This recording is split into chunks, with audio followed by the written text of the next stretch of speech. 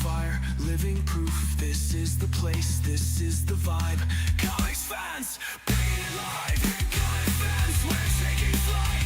Lights go down, we burn so bright. From page to screen, we own the night. Comics fans, Twitch unite. Follow now, comics fans, we ride.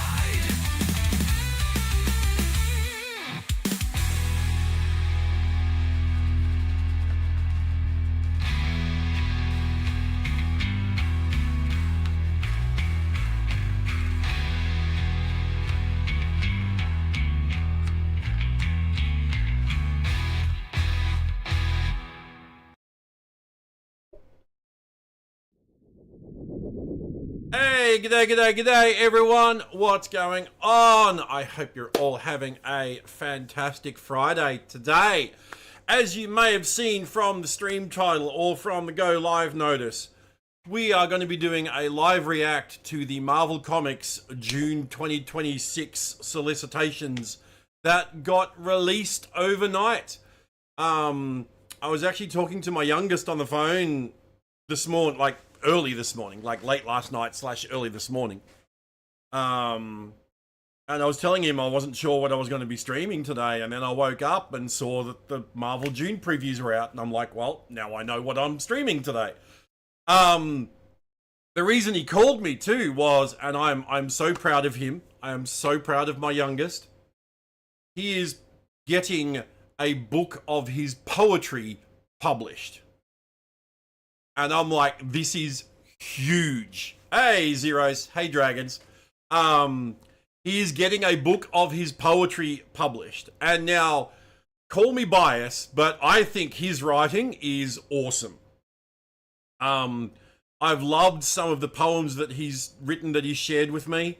Some of them I can completely relate to. And so, yeah, I am very excited for him. He's getting a few copies printed at the moment, which are going to be like proof copies. So he's going to like give one to me and one to his brother and all that kind of stuff. And he wants us to like read through it and, you know, give us our thoughts and all that kind of stuff before he does like a proper full first print run, right? So it should be by the end of the month, which is not that far away, to be honest. It's only like 10 days away. So I am so excited. And I jokingly said to him, I said, God damn it, that means I'm not going to be the only published writer in the family. And he's like, typical dad, making it all about you. Oh, so that was a fun conversation that we had. And yeah, I'm so proud of him. I'm so excited to read it. I can't wait. Like, yeah, I'm just like, yeah, I'm just so proud of him. You know, it's amazing what you can do when you put your mind to it. So that was a conversation that we had at like 2 a.m. this morning, because he got the confirmation through and he wanted to like tell someone about it, but everyone he knew was asleep, and he was like, nah, Dad'll be awake, and even if he's not, I'll wake him up. so yeah, so I'm very excited for that. Oh, and then a different situation, like on the flip side, we had something fucking annoying happen today. So got my groceries delivered yesterday and there was no milk. And I thought to myself, like, initially, I thought, like, did I forget to fucking order milk with my groceries? And so this morning when I got up, I checked my order and I'm like, no, I did order, you know, I did actually order milk. And I checked my emails and there was no notification that, you know, they were out of stock or anything like that. So it seems like the delivery driver just forgot to include the milk. So I got into the customer support today and they were like, okay, look, no worries, we'll credit you back the cost of the milk, which was like $12. And then we'll also like put $15 on your account, you know, for the inconvenience and for the fact that you've got to put another order in. And then I'm like, okay, but the problem is the minimum order that I can do is $50, right? And I'm like, I don't need to do another $50 worth of groceries today because I just did my weekly grocery shop. 50 streams, dude. Thank you, zeros. I'm like, I just did my weekly groceries and got them yesterday. I don't need to do another $50 worth of groceries today. I don't need to do another $50 worth of groceries until next week, next Wednesday, right? Because I do groceries every Wednesday, and then like get them delivered on Thursdays. And they're like, oh look, we'll put another $20 credit on your account to cover the cost of it. And I'm like, you're missing the point. There's nothing else I need to order except the milk that your driver forgot to deliver yesterday. Right? And that's $12. I don't need to order another $38 worth of groceries until next week. So I appreciate you giving me another $20 credit, but it still doesn't help me now. What you should be doing is organizing delivery of 2 2-liter milks to make up for the fact that your delivery driver fucked up yesterday. And you should be delivering them to me for free, and you should be delivering them to me today. The fact that you can't do that is just poor customer service. So I ended up door dashing 2 2-liter milks, which cost me $20. Problem with that is it's $20 I don't have. I was already $100 over for this week, and I don't get paid again until next week. And so, well, I'm just going to have to take the $20, you know, now it's $120. I'm going to have to take that off what I get next week. So I'm just constantly playing catch up at the moment, where I'm constantly behind, because I'm going to have to spend another fucking $30 tomorrow. 2 2-liter milks is $12, yeah. It's lactose-free milk, so it's more expensive than regular milk. Right? So yeah, not that I'm lactose intolerant, but lactose-free milk has, like, no sugar. You know. And I'm needing to avoid sugar because of my type 2 diabetes. So yeah, so 2 2-liter milks is $12, and that's enough that usually lasts me a week. Right? For like, because I have milk with my breakfast, and I have milk with my coffee, and I usually have 2 to 3 coffees a day. So yeah, so I'm $120 over for this week, and I'm gonna have to spend another $30 tomorrow because new season of Rivals need to get the battle pass, you know, fun stuff. So I'll just have to take $150 off what I get next week, but then that's like $150 less that I've got for the next fortnight, you know. It's just a constant game of catch up at the moment, which is such a pain in the ass. But yeah, so we had some great news early in the morning, but then after I woke up today, we had that fucking annoying news that you know, Coles won't fucking, you know, rectify their mistakes, and all they'll do is fucking slap a fucking credit on your account. All right. Enough of my bitching. Let's move on to the anniversaries for today, and then we can get on to the content proper. So,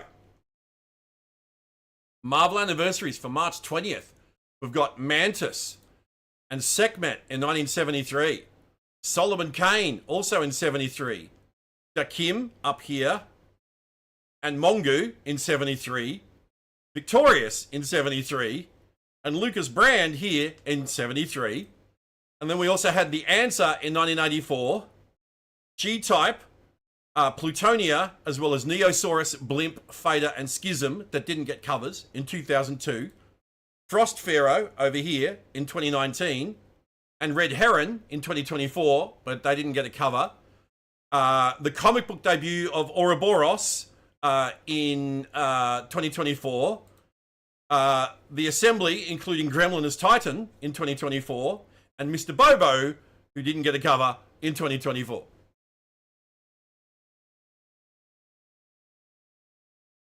Alright, let's go back. Flip that. Make sure that the clip did the worky thing. It did. Alright, so now we switch to This scene. Here we go. Full June 2026 Marvel Comics solicitations. Armageddon begins. Spidey nears issue 1,000. And the X-Men line expands. Awesome. More stuff to read. Now, let me chuck on my Music of Marvel playlist. And it kicks off with Calendar Girl. That's fucking great. If anyone is interested in this playlist, that's it there. I will link it to the folks on YouTube as well, even though you guys can't hear it. But what we're listening to on Twitch, this is all songs from Marvel movies and TV shows.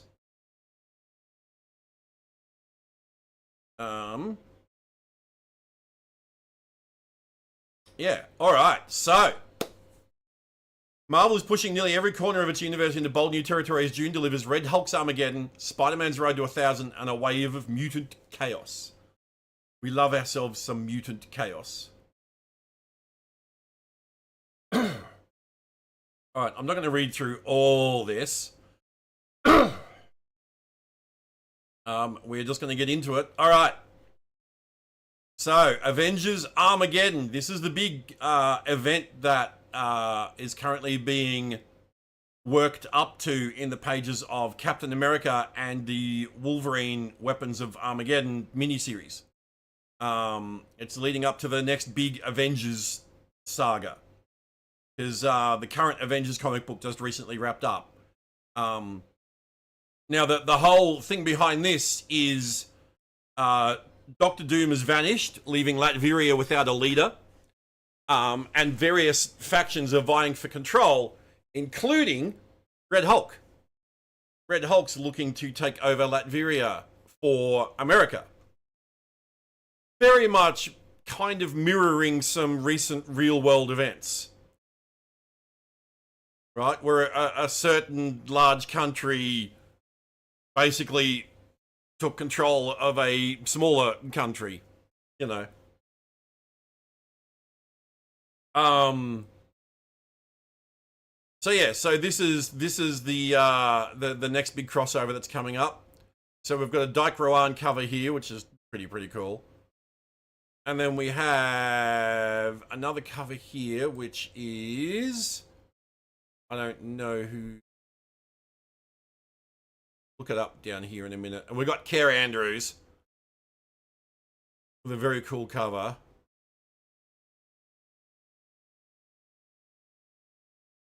Oh, that's Jerome Opeña.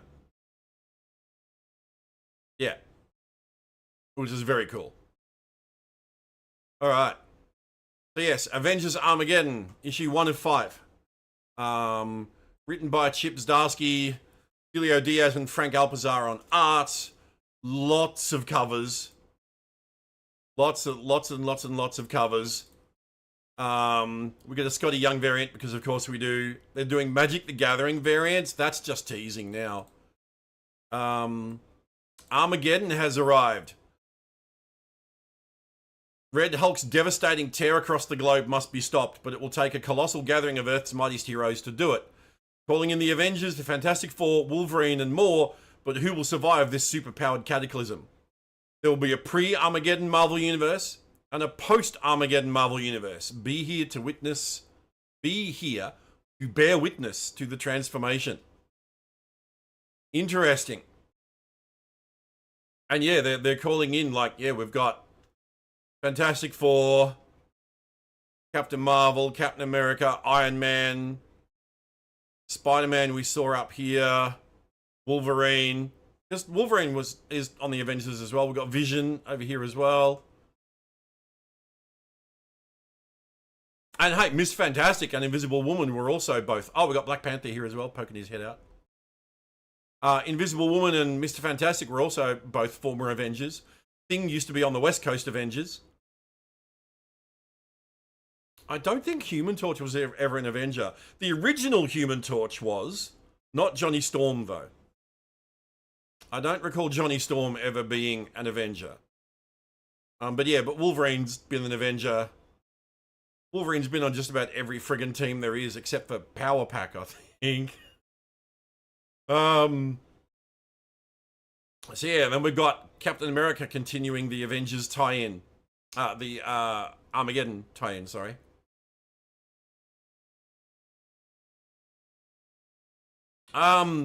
Is Doom back? Because we've got Doom there. Is that Doom there?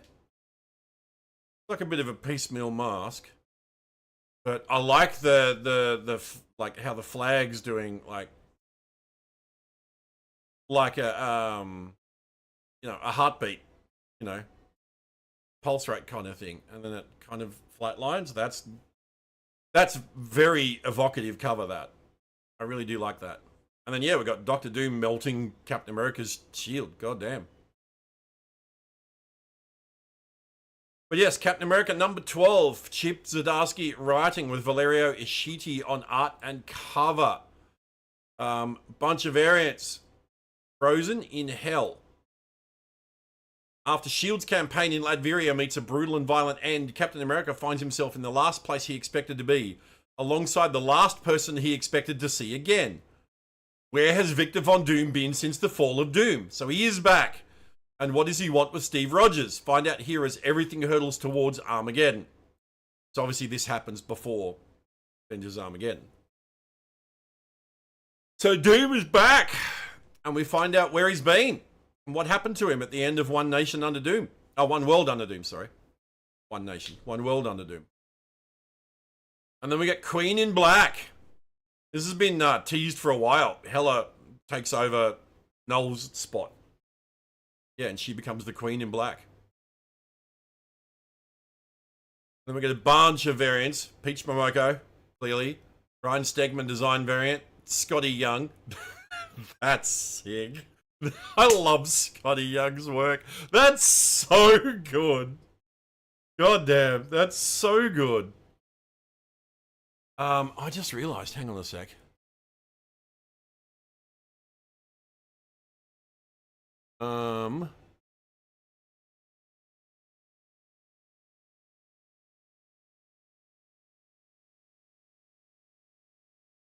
It's cutting off a bit of art.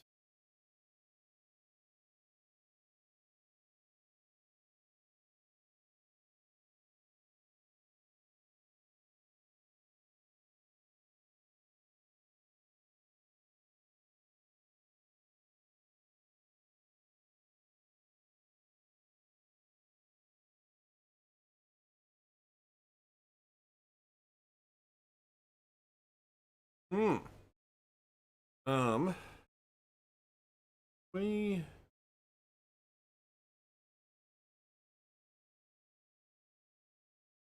yeah, I don't stretch this out too.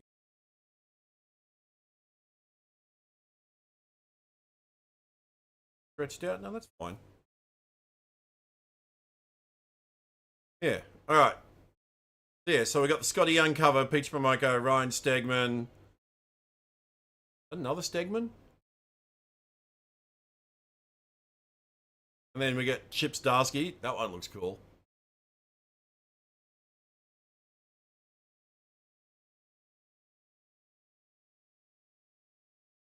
Oh no, it's Even Coelho.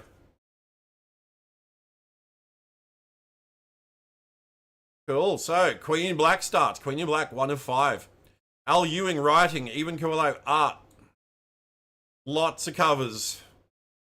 As seems to be the norm with Marvel these days. Oh, goddamn. Lots of covers. Look at all those. That's crazy.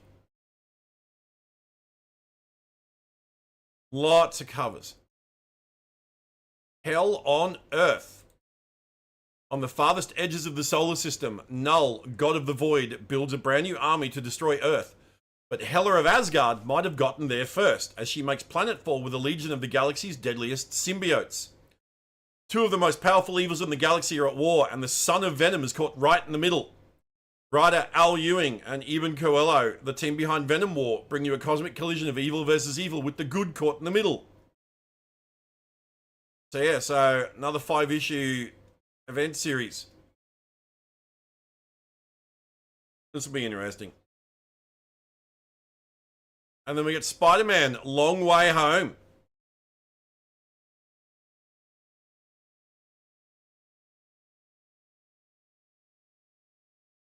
With Hulk, Punisher, Spider-Man. So this is the tie-in to the movie, I think.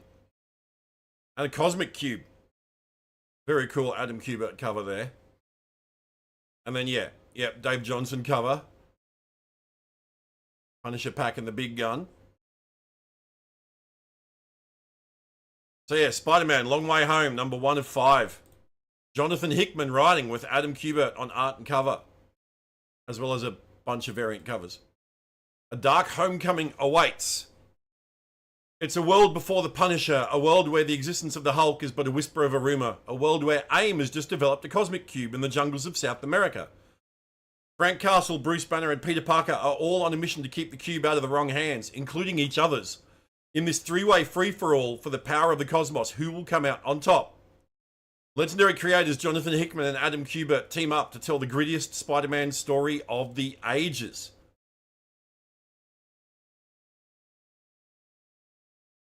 Right, that definitely does seem pretty cool. I don't think this... I mean, apart from the name and the fact that Hulk and Punisher are in the new Spider-Man movie, this doesn't sound like a tie-in.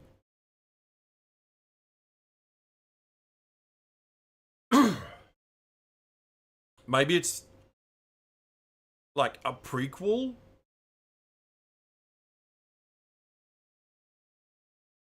Because it says it's a world before the Punisher, a world where the existence of the Hulk is but a whisper of a rumor, you know, so yeah, maybe it's a prequel. I don't know. We'll have to wait and see. And then we get new issue of Infernal Hulk with Scar. Scar is back. Infernal Hulk number 8. Philip Kennedy Johnson writing, Nick Klein art and cover, and a couple of variants. Earth's mightiest heroes reunite to stop the Infernal Hulk, leading them deep within the Earth where they find an ancient weapon that could save humanity from another age of monsters. But is even a god-slaying weapon enough to stop the Infernal Hulk? Featuring the return of Scar, son of Hulk. He's back. Are they Moloids? Is this like Mole Man territory?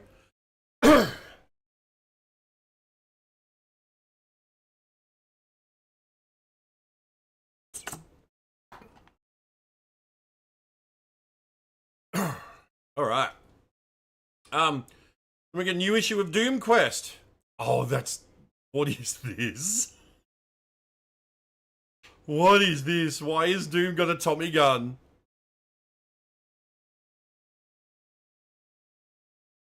That's crazy. Okay, and then he's in a hotel, an old-timey hotel that's getting flooded. And then we get, oh, okay.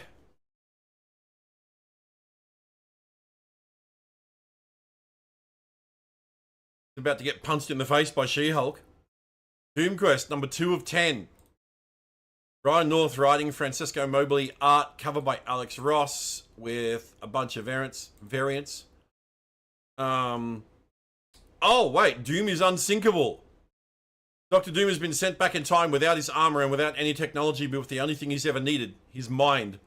Unfortunately, the date he's been sent to is April 15th, 1912. The place he's been sent to is the North Atlantic, and the name of the ship he now finds himself on is the RMS Titanic. So that's what this is. This is Doom on the Titanic as it's sinking. That's wild. That's actually crazy. But Doom will not allow himself to be caught, and Doom will not allow himself to be destroyed. He rails against fate, determined to rewrite history no matter what it costs him or anyone else. And now Dr. Doom faces his greatest challenge yet, and he refuses to go down with the ship. Alright, this Doom Quest is sounding more and more interesting. That sounds like that would be a great read. And then we get Fantastic Four First Foes, Shalabal. Icy Galactus. Charles Soule writing, Mark Buckingham art with a cover by Phil Noto. Variants by Mark Aspinall and Mark Buckingham. The origins of Shalabal. Years ago, in order to save her planet, astronomer Shalabal gave up her freedom to become the sustenance-seeking herald of the intergalactic devourer of worlds, Galactus.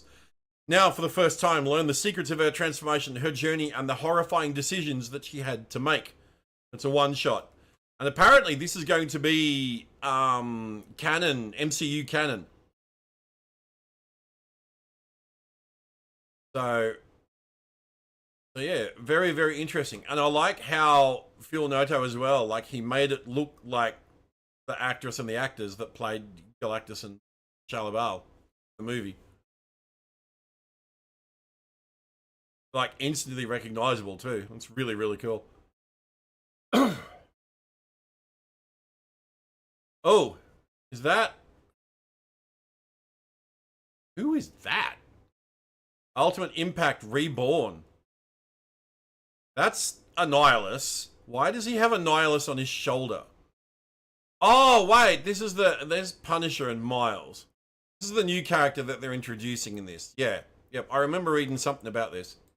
Reborn Ultimate Impact, number 2 of 5.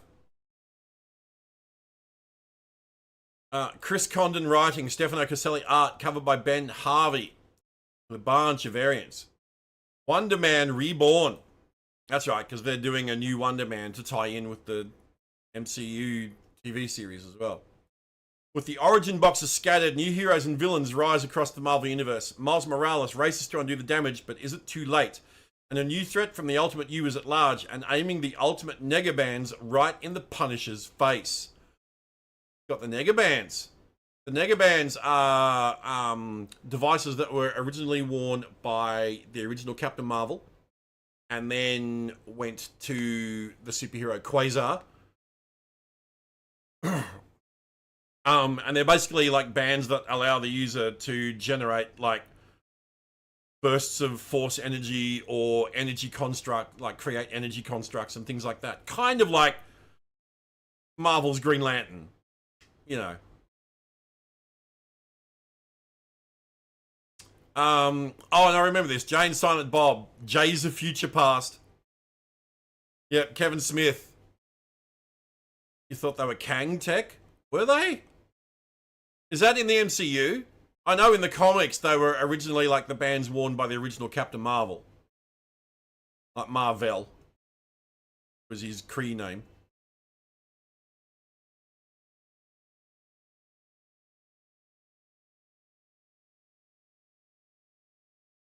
But they're... are they the wristbands that Kamala Khan wears in the MCU? I think they are. I'm trying to remember.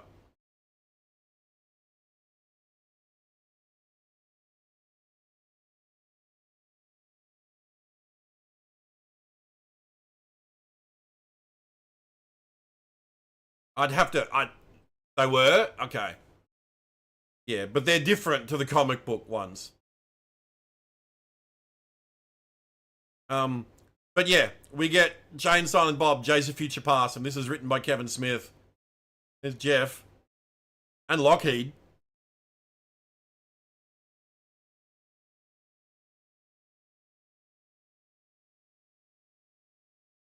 Lol.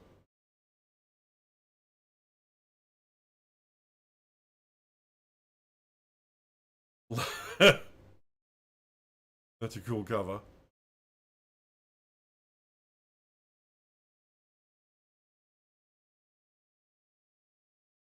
Lol. We get Jay and Silent Bob, Jay's of Future Past, number 1. Kevin Smith writing, Giuseppe Camuncoli on art. With a cover by Marco Cicchetto and various... a variant by Phil Noto and a variant by Mike Allred. Doom decrees the dim-witted duo must die. Captain American Jay and friendly neighborhood Widerman Silent Bob make a quick stop in the Marvel Universe. But when Doctor Doom decrees these Jersey guys must die, the Fantastic Four, the Avengers, the X-Men, and a whole hoary host of heroes must team up on a joint mission to save the dim-witted duo from a lethal case of superhero fatigue. From the moment in Mallrats when they made the very first reference to Wolverine in cinema history, I've always wanted Jay and Silent Bob to meet their Marvel heroes in a comic book crossover. So much so that I pitched it to Stan the Man himself the day he shot his cameo in the movie way back in 1995. 30 years later, Jay's A Future Past represents both a love letter to the magic and mayhem of Marvel, as well as giggle-inducing proof that our childhood dreams still can come true, even at age 55. Kevin Smith. Fuck, I'm older than Kevin Smith. God damn it. 40-page one-shot. So there you go. That's really cool. Alright, and then we get X-Men 97 Season 2 Prelude comic with a very cool Todd Nork cover. We get a Marvel animation variant as well. X-Men 97 Season 2 number 1 of 5. Steve Fox writing, Salva Espen art. Cover by Todd Nork with a bunch of different variants. Extinction Day has come and gone and your favourite X-Men are lost in time. Spinning out of the X-Men 97 hit TV series, we follow the X-Men left behind in a world that hunts and hates mutant kind. Can they survive? And just where or when are the X-Men now? Leading directly from the end of Season 1 to the start of the upcoming Season 2, no X-Men 97 fan can miss this one. So it's an official tie-in. Fills in the gap between Season 1 and Season 2. Alright, keen for that. Very keen for that. Alright, and then we get X-Men Outback. I am really excited for this one because this brings the X-Men back to Australia. For those that don't know, in the 80s, for a time, the X-Men lived in an abandoned town in the Australian outback. And they had Gateway, the mutant teleporter was able to send them anywhere in the world they needed to go. But yeah, so for a time they were basically Australia's resident superheroes. So yeah, I'm very keen for this. And we get a Care Andrews variant of Storm, of course. X-Men Outback, number 1 of 5. Steve Orlando writing, Steven Segovia art, with a cover by Russell Dowderman. And, as usual, a bunch of variants. From the Australian Outback. Here we go. I'm so keen for this. Journey back to a time when the public believed Storm, Wolverine, Rogue, Colossus, Dazzler, Havoc, Psylocke, and Longshot were dead. But from the shadows, these X-Men protected humanity from their Australian headquarters. Why did the team choose the Outback as their home base? How did tensions between them almost tear them apart? And which of their old enemies threatened to expose their secret? Steve Orlando and Steven Segovia revisit a fan favourite era in the Mighty Mutants past. Yeah, I'm very excited for this. I loved... because it was Chris Claremont was writing X-Men at the time. This was in the 230s, I want to say, of Uncanny X-Men, issue 230 or so.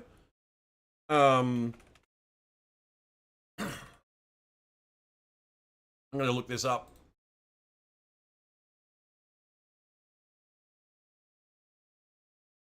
Yep. 230, like spot on, 230. 229. Oh no, 229 was the first one. Yeah, I think 229 was the first when they were in Australia. So I was one issue off. One issue off.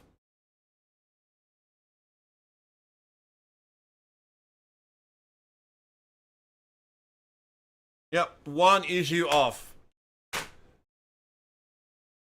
That was kind of the run on X-Men that cemented me as an X-Men fan, because as an Australian kid reading these comics, I'm like, these guys are in Australia. You know, this is awesome. So yeah, I'm very, very, very excited for that one. And Bishop gets a new comic. It's been a while since we've seen him. That's a sick cover too, by the way. That's his sister, Shard, in the background. She died, but lived on as a sentient, like, AI hologram, kind of. So that's David Parator. That's an excellent cover. I love that a lot. And then we get, oh, that's a sick cover as well. Don't know that signature. Scotty Young. That's awesome. That Torrin Clark? No, that's not Torrin Clark's signature. Oh, it's Fabrizio Di Tommaso? Yeah, I think that's it. Fabrizio Di Tommaso. Very, very cool. All right, yeah, Bishop, number 1 of 5. Saladin Ahmed writing, Mario Santoro art. Covered by David Parator with, as usual, a ton of covers. Ton of variants. The Time Lost X-Man is back. Bishop has always lived by a strict code, but that code will get called into question when his sister Shard is sent to the present right before she died. Will Bishop adhere to his principles and protect the time stream, or will he risk it all to save the most important person in his life? Superstar writer Saladin Ahmed will put the tough as nails mutant through the ringer. Alright, and then we get more continuing X-Men stuff. Wait, why is Rogue fighting New Mutant Cannonball? This is Young Cannonball. Time travel shenanigans, it seems. And then that's a sick cover.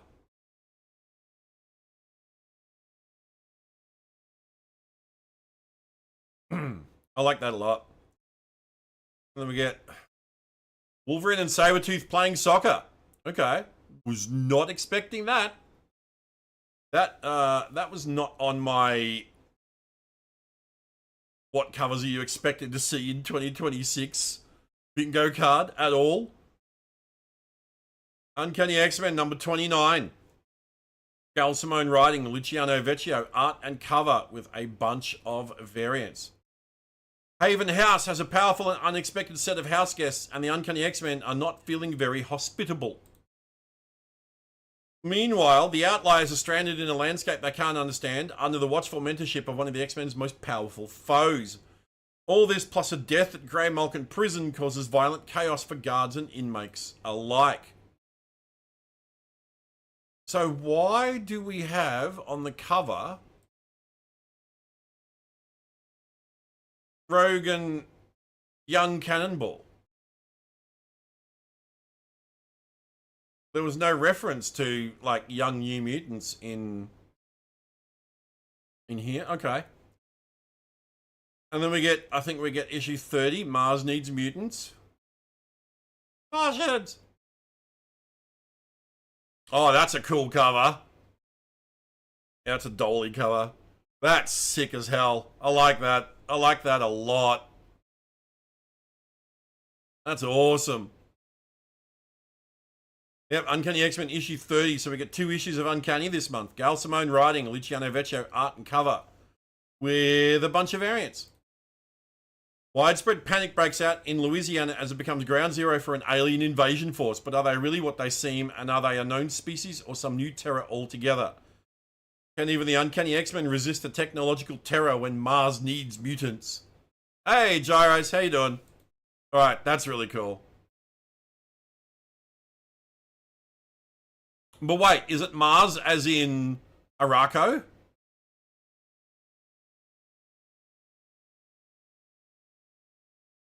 Yeah, interesting.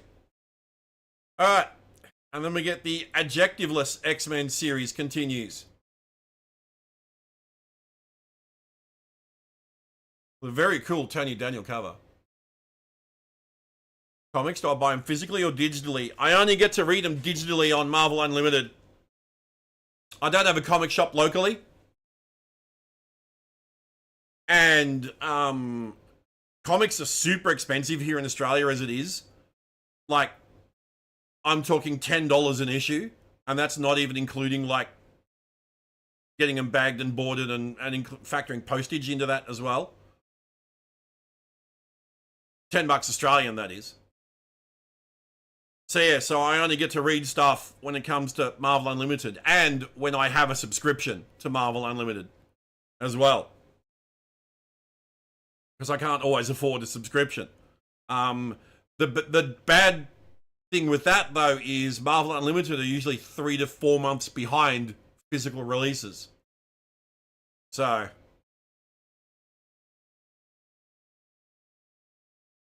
yeah, I did at one time try to rectify the fact that there is no comic shop local by starting up my own.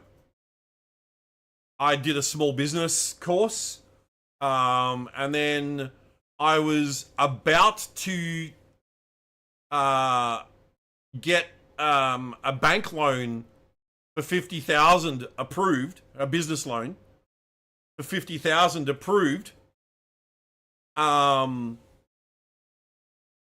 day before, because like, you know, I was in talks with the bank and they loved my business proposal, you know, and you know, because I sent them like my first 2 years of projected balance sheets, and they said that, you know, it was all looking good, you know, that I've obviously done my research and I've, you know,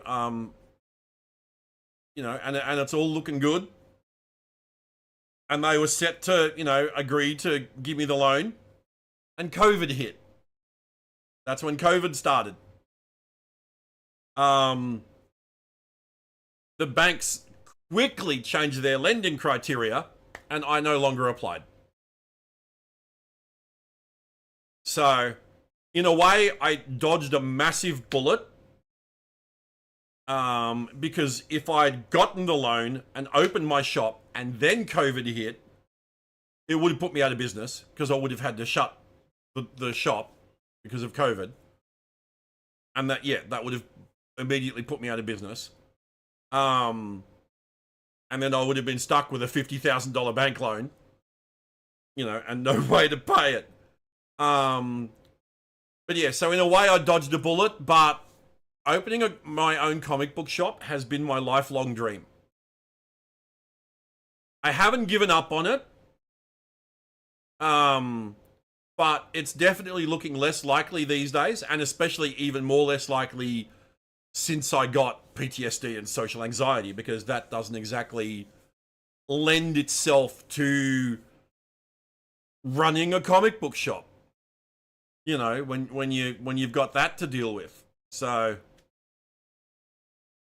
but I've got like 50 grand plus in my super saved up, but I can't get that until my retirement age, and my retirement age is 69. So I'm still 12 years off my retirement age, but I've still got the thought in the back of my mind that once I hit my retirement age, if I make my retirement age, once I hit my retirement age, I might just use that super and open up a shop. Just fuck it, why not? You know, what else am I going to use that money for? All right. So yeah, you know.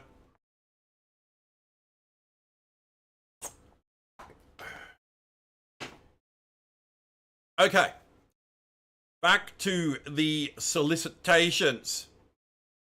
We have new issue of Adjectiveless X-Men with another soccer. What is it with these soccer covers? Why are we getting soccer covers? Yeah, Marvel soccer variant. What the fuck? They haven't announced this, so I don't know why they're... Oh wait, isn't it the World Cup? It's the Soccer World Cup, isn't it? That's why they're doing these. They're doing these as a tie into the World Cup. X-Men issue 31, Jed MacKay writing, Tony S. Daniel on art and cover with a bunch of variants, including a soccer variant. The X-Men science team heads to the Rocky Mountains to investigate strange anomalies of physics while in pursuit of a Cerebro signal. But there are others who are interested as well, and the mutant they find is not the mutant they expect. Ooh, I like a mystery. I like a good mystery. So why do we have Quentin spazzing out on the cover here?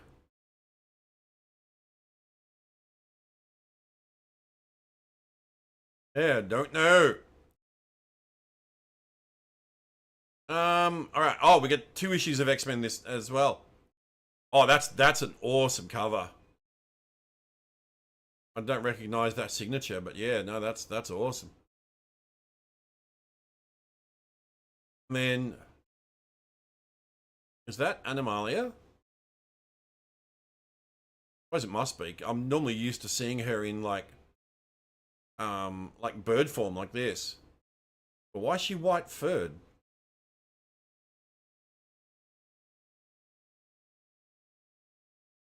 Hmm. Wait, Zorn is punching someone? I thought Zorn was a pacifist.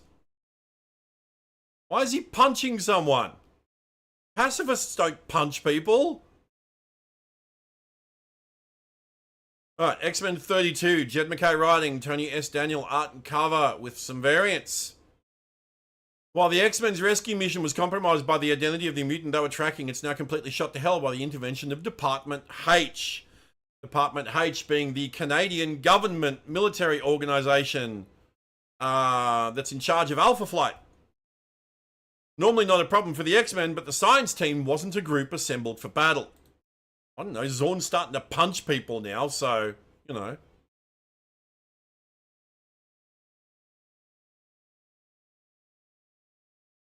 Alright, new issue of Generation X-23.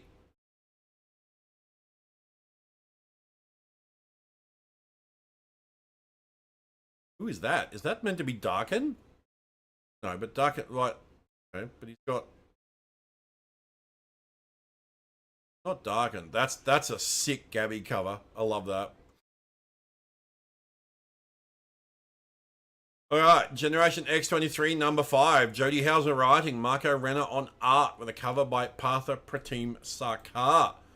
And variants by Ario Anandito and Marco Ferrari. The Revenge of X-23. The facility feels the full rage of Laura Kinney as she and the X numbers, oh, that's one of the X numbers, take the fight to their captors. So they're introducing a bunch more like X numbers, they call them, after 23. So this guy could be like X34 or something. Haven't read the first couple of issues yet, so I don't know. Or the first issue. It's only the first issue that's out, I think. Issue 2 is not out yet. And then we get a new issue of Inglorious X-Force.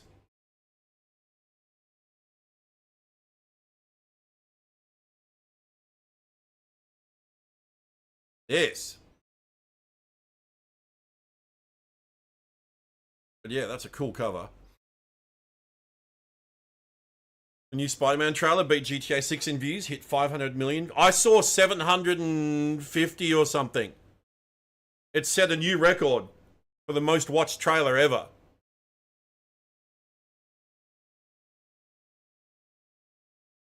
Yeah, it was over 700 last night. Like, they said that was the record set. And it beat the previous Marvel one, which was Deadpool and Wolverine, which was only 300 million. Yo, King, how you going, man? Who are these dudes? Wait, is that Cyclops?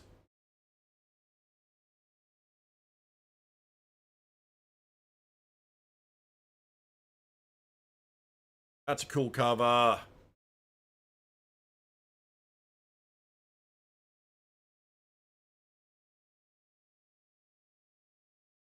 Hey, folks, you should go King of Canada or a follow. King's an ex-pro wrestler who plays Marvel Snap now. And he knows Muse, the band.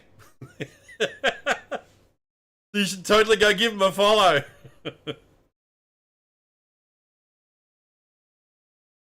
Alright, Inglorious X-Force number 6. Tim Seeley writing, Markel Star Maria on art with a cover by RB Silver. And a bunch of variants. The Mutant Liberation Front, the new MLF.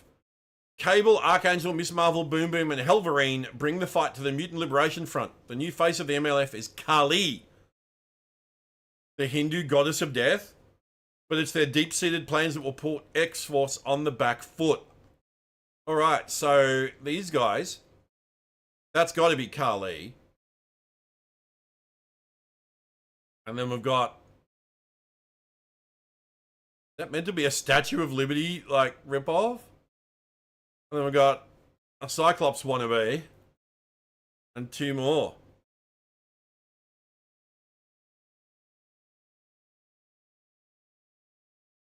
Yeah, interesting. That's a cool domino cover as well. I love that. Alright, X-Men United continues. Is that Ymir?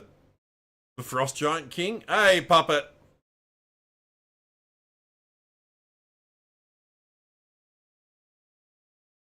Oh, goodness gracious.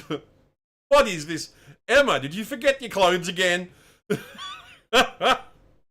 That's certainly an outfit. God damn. Emma forgot to get dressed again, guys. X-Men United number 4. Eve L. Ewing writing, Tiago Palmer on art with a cover by Stefano Caselli and a bunch of variants, including a Pride variant and a soccer variant. Grey Madeleine is totally safe from all interlopers, all threats, psionic, military, or demonic, right? Right.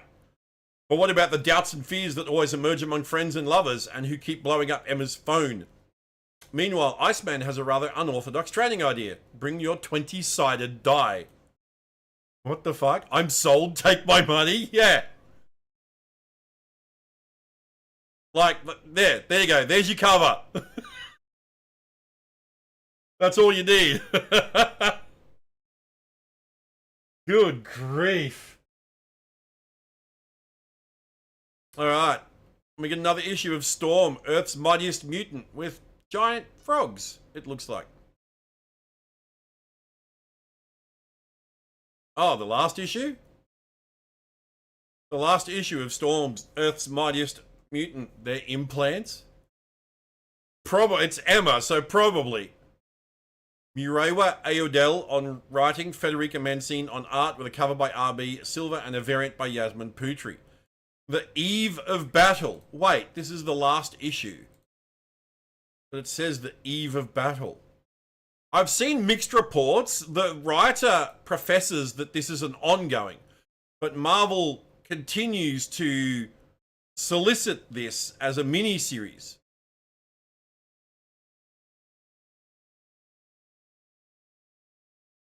So yeah, so the Eve of Battle, and yet it's the last issue, so maybe it is ongoing? I don't know. The Cyclops' hunger for dripping human flesh, the Fishman thirst for widow's sorrow, and the wizards gather genocidal spells, but our protector Storm is nowhere to be found. She doesn't want to be found, for her heart aches and bleeds for a lost love. The lost love? Forge?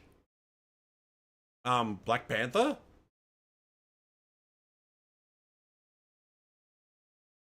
Alright, then we get another issue of Moonstar with zombie animals. Moonstar, issue 4 of 5. Ashley Allen writing with Eduardo Ordino on art with a cover by German Peralta and a variant by David Wachter. The ultimate choice and sacrifice. Danny must choose between saving her parents or saving the world. Parents. Full stop. But will she be able to choose before the choice is made for her? And will the villainous Chiron succeed in killing all life on Earth? Yeep. We get another issue of Wade Wilson, Deadpool, where he's still fighting Hammerhead by the looks of things.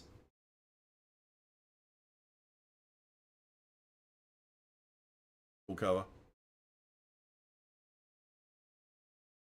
Yup. Wade Wilson, Deadpool, issue 5. Benjamin Percy writing, Jeff Shaw art and cover. With a bunch of variants. Staring death in the face.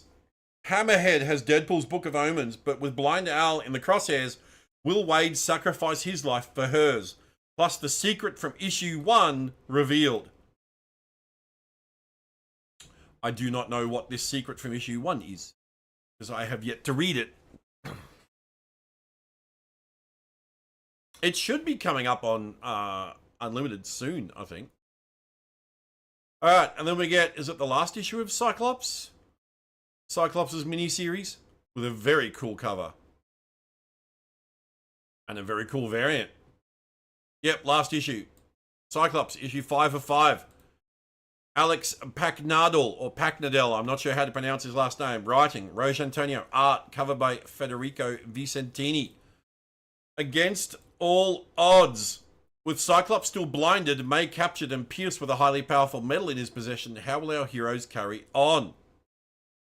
Will they be able to take down Pierce and his Reavers, or will evil win in the end? His life for hers, you thought Deadpool couldn't die? Deadpool can die. It just takes a lot to kill him. Yeah, like Deadpool's not immortal.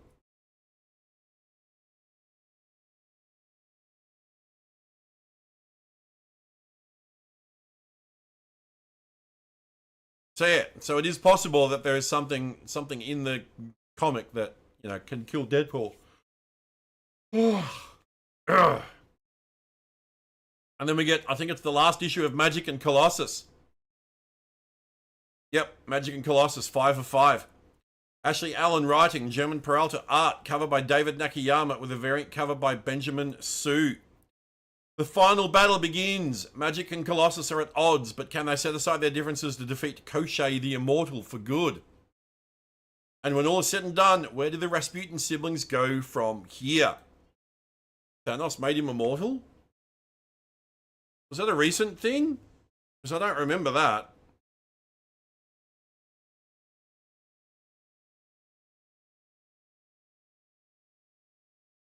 Yeah, hang on. You got me looking this up now.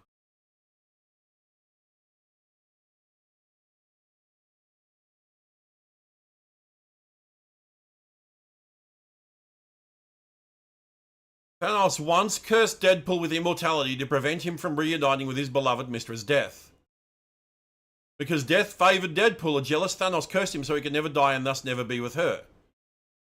While the curse was a famous element of their history, as in Deadpool and Thanos, it was eventually removed. There you go.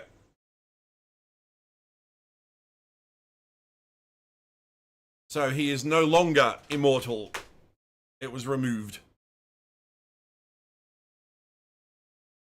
So yeah, last issue of Magic and Colossus.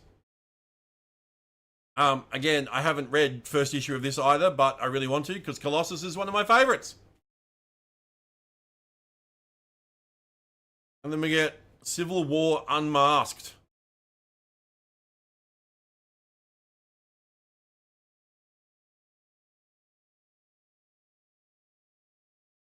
Civil War Unmasked, issue 2 of 5. Christos Gage writing with Edgar Salazar art with a cover by Jeff Shaw and a bunch of variants.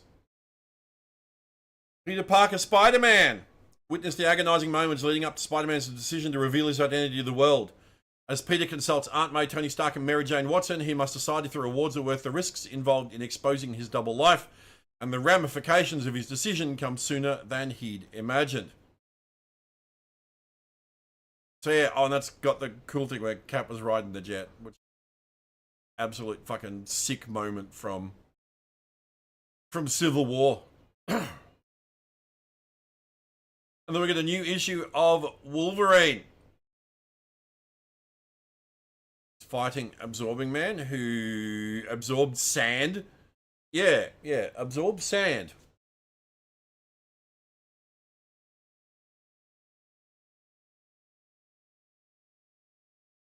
Wolverine 21. Saladin Ahmed writing, Julius Ota art with a cover by Dan Panosian and a bunch of variants. Break. Logan faces the aftermath of the unthinkable. And apparently the unthinkable is that his claws break. Which you can see here. Yeah, his claws get broken. As he and Nightcrawler embark on the perilous journey ahead, but the true test lies in what they'll discover. And then, yeah, here. Broken.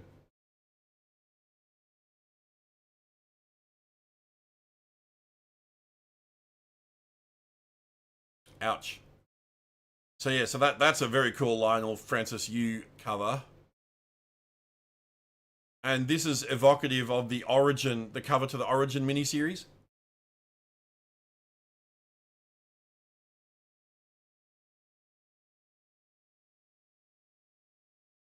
Wolverine 22, Saladin Armored writing, Julius Oda art, covered by Dan Panosian, and a lot of variants for this one. Snapped.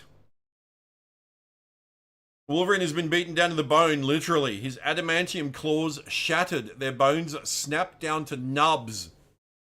This is Wolverine at his most brutalized, most beat up. But when an animal is backed into a corner, they can be at their most dangerous. Wolverine must fight his way through a gauntlet of enemies for his very survival. Villainous plots turn, and you don't want to miss the ultimate trial, for even if Wolverine can reach his enemies, will he remain a mutant? If he is no longer a mutant, that means he doesn't have his healing factor. His healing factor was the only thing holding adamantium poisoning at bay, like fatal adamantium poisoning, because adamantium was bonded to his entire skeleton, not just his claws. So if they're going to take away his mutant nature, what does that mean for the adamantium in his body? Also, what the fuck can break adamantium? I thought adamantium was the strongest metal.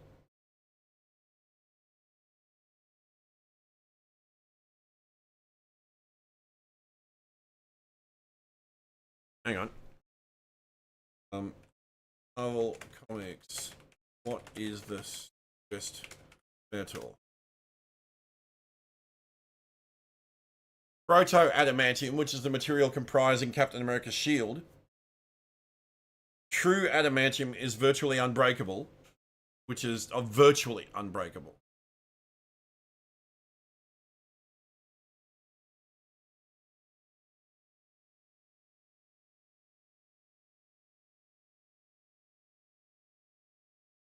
Snap's card prices will break it.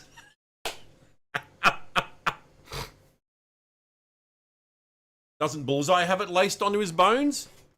Did he? I do remember something about that.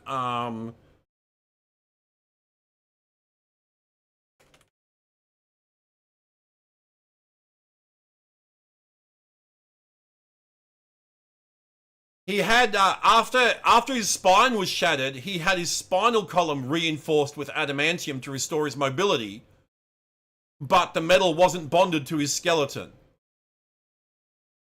Because only a portion of his skeleton was augmented, he avoided the systemic adamantium poisoning and blood production issues that characterizes characters like Wolverine without his healing factor. Yeah, so it was only Bullseye's spine to repair his shattered spine after it was, you know, destroyed. And then we get What If Thor. What if Thor became a symbiote? Oh, that references the cover of Secret Wars, where Spider-Man got the costume. Yep, after Mike Zeck. Yep, that's an homage to the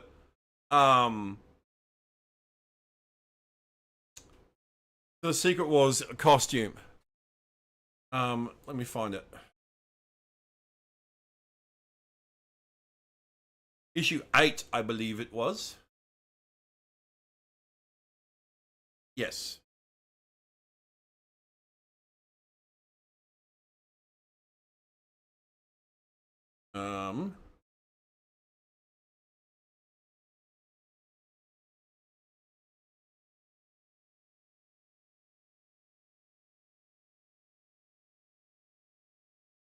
Whoops.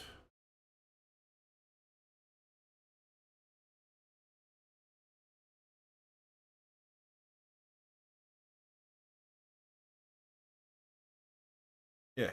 Look, I'll just cover my face hole with it. Yeah, look. It's definitely an homage to that cover. That's sick. I like that.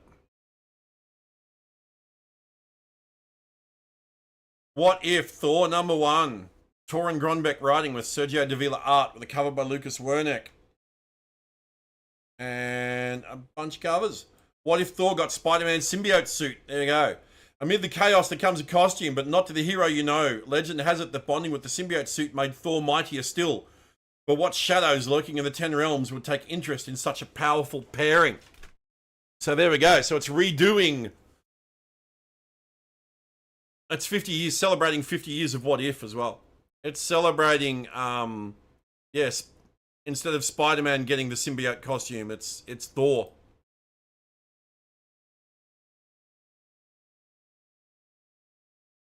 We've got the Wrecking Crew, we've got Molecule Man, Titania, Doc Ock, Absorbing Man, Enchantress, yeah, Thunderball, Pile Driver, Bulldozer, Wrecker.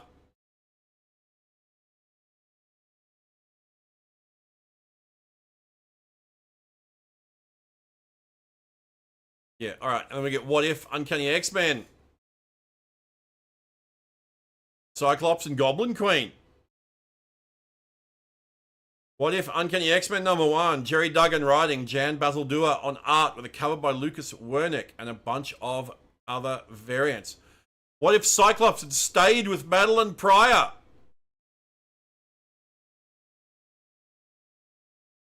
Imagine a world where Madeline Pryor, the Goblin Queen, had survived the Inferno. What would have happened if Cyclops had saved her soul? What would have happened if he and Maddie had raised their son, Nathan, aka Future Cable? What would the world look like? And why would that be the most terrible thing to happen to mutantdom and Earth itself? Interesting. I'm definitely in for this one. Because, you know, I remember the original. I remember Inferno. Inferno was an awesome crossover. Alright, and we get countdown to issue 1000 for Amazing Spider-Man. This one's number 30, although the legacy numbering is 994. So they're saying 6 more issues to go till Amazing Spider-Man 1000. I really hope they do what DC did with Detective Comics and Action Comics, and they keep the 1000 numbering. And stop fucking going back to, like, you know, yeah, like, this should be issue 994 of Amazing Spider-Man. Although Marvel plays a bit fast and loose with their numbering system, this should be like issue 994 of Amazing Spider-Man, but they include other books that aren't titled Amazing Spider-Man in this numbering. So it's not actually 1000 issues of Amazing Spider-Man.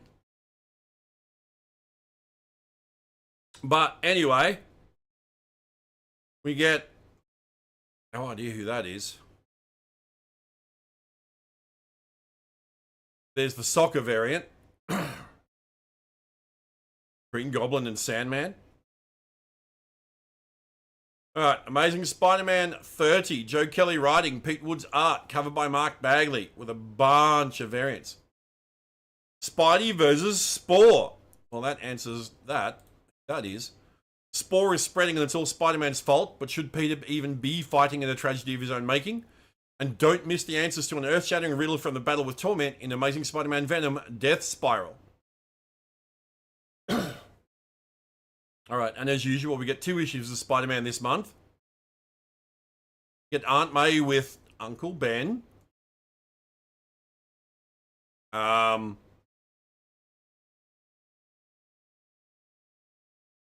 Is Marvel finally gonna do it? Is Marvel finally gonna kill May Parker? She's like 1,000 years old at this point. She should have died, but Spider-Man made a deal with Mephisto to erase his marriage to MJ to save her life. But like, why else would you have May on the cover with Ben, who died yonks ago?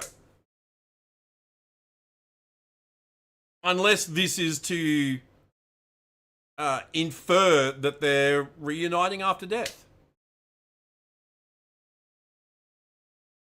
I would not be surprised at all if issue 1000 of Spider-Man is going to be May Parker dies. And dies full stop, no coming back dies. Like Uncle Ben rules, no coming back from death. Amazing Spider-Man 31. Joe Kelly writing, Patrick Gleason art and cover with a bunch of variants. The Talk. Ooh. Peter Parker's world will never be the same. Don't miss one of the most pivotal issues in Spider-Man history. And that's it. Oh, shit. Yeah, May's gonna tell Peter she's dying. Yep. I'm calling it now. I'm calling it now. May's, this issue is when May tells Peter she's dying, and then in issue 1000, she's gonna die. The death of May Parker. Permadeath of May Parker.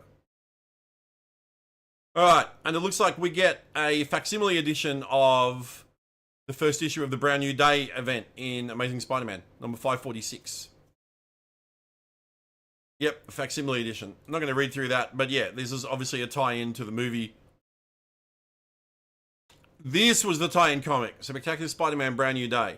That's a Mr. Negative Punisher. Chat, it looks like Spider-Man's been playing a Mr. Negative deck with Punisher in it. Right? He's been playing a Mr. Negative deck with Punisher. It looks sick though, I do like that. That's a cool cover as well. Mark Chiarello. Nice. Spectacular Spider-Man Brand New Day, issue 2 of 5. Dan Slott writing, Marcus Toe and Marcos Martin art, cover by Phil Jimenez, with a bunch of variants. The adventures into one of Spidey's most important periods with some of the creators who made it happen continues. Spider-Man paints a giant target on his back by stealing the Kingpin's lexicon. Fisk's directory detailing his entire criminal enterprise. Punisher steps in to help Spidey. But Mr. Negative and his army of unkillable inner demons put them both through their paces and do something truly horrific to our favourite hero and our favourite anti-hero. Oh, do we get Negatives? He's playing Spider-Man in the Negative deck as well. And then we get the J. Scott Campbell's Just Spectacular collection. So, not long ago, J. Scott Campbell did a bunch of variant covers, which Marvel were calling the Just Spectacular collection. JSC, J. Scott Campbell, right? With Sabine Rich on colours. And it looks like he's getting a one-shot comic that collects them all. Yeah, Just Spectacular collection, number 1, penciled by J. Scott Campbell, wraparound variant by J. Scott Campbell. Wraparound cover, sorry, not variant. Your favourite heroes and villains illustrated by the incomparable J. Scott Campbell across 28 eye-catching variant covers. Yep. Featuring Black Cat, Black Panther, Black Widow, Captain America, Carnage, Cyclops, Daredevil, Doctor Doom, Doctor Strange, Ghost Rider, Ghost Spider, Hulk, Human Torch, Iron Man, Magic, Mary Jane Watson, Nova, Psylocke, Rogue, She-Hulk, both Spider-Man, Storm, Thanos, Thor, Venom, and a pair of Wolverines. All rendered in iconic poses in the unmistakable style of one of the greatest cover artists in the biz.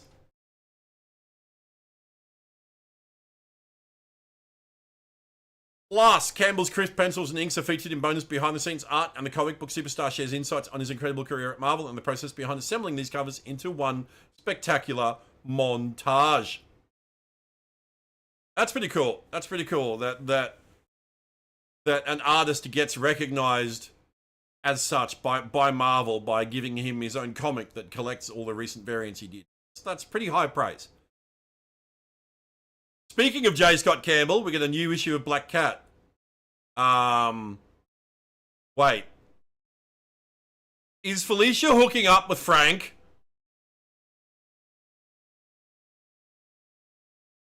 That's a rather risque cover, to be honest. Like, alright. Black Cat number 11. G. Willow Wilson writing, Gleb Melnikov on art, cover by Adam Hughes. With a bunch of variants, including the J. Scott Campbell one. Black Cat versus the Punisher? Yeah, that doesn't look like versus to me. The uncatchable thief versus the killer of killers. Alright.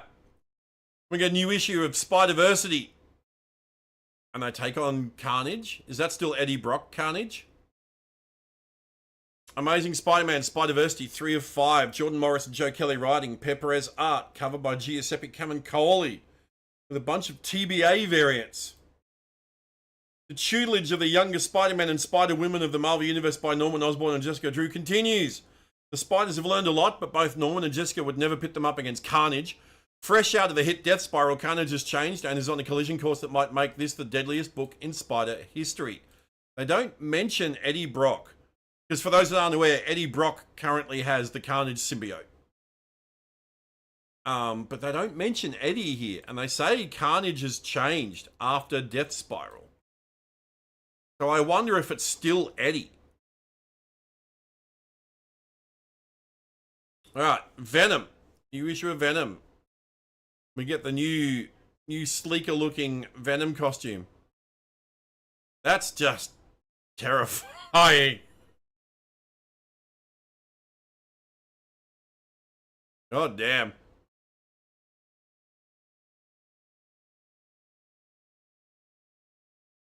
Lol. That's a sick cover. I like that one. Venom 259, Al Ewing writing, Carlos Gomez, art and cover, design variant, RB Silver. Oh, a bunch more variants. All right. Venom J gets an all new look. A face from Venom's past is back from the dead with a warning that can mean the end of the world.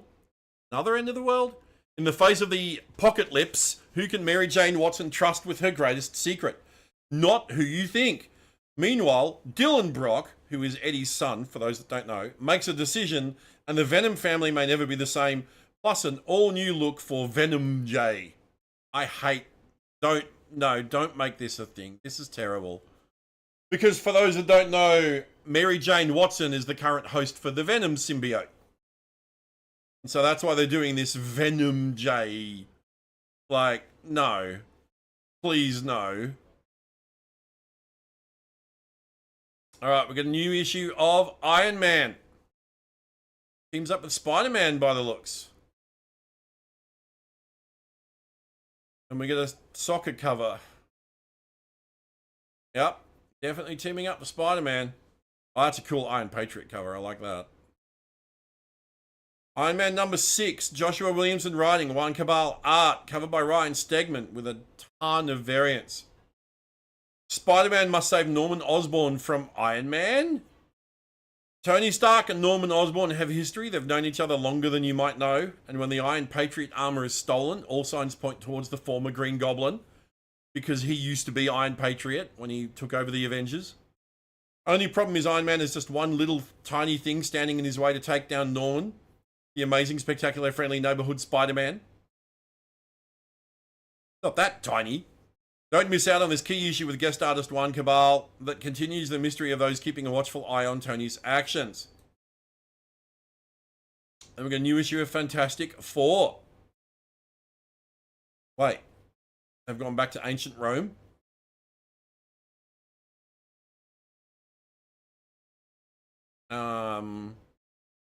Oh, that was from the bicentennial calendar. Okay.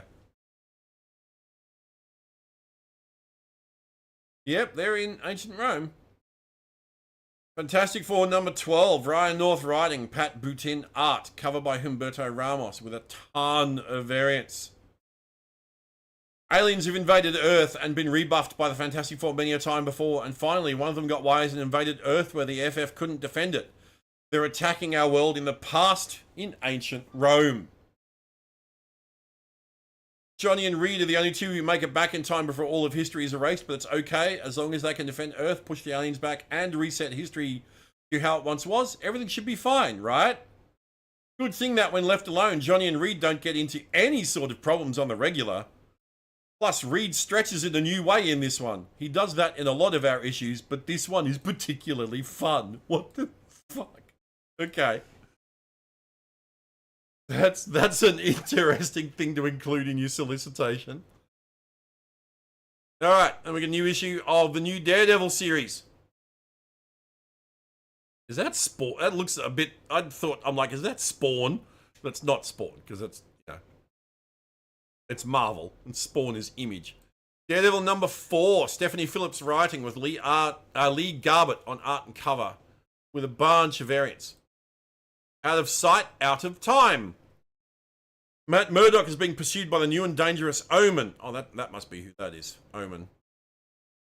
A violent offender with a trail of corpses in his wake. He means for Matt Murdock to be next with only Daredevil between the two. And then we get Is it the last issue of Deadly Hands of Kunlun? Or second last? Who is this?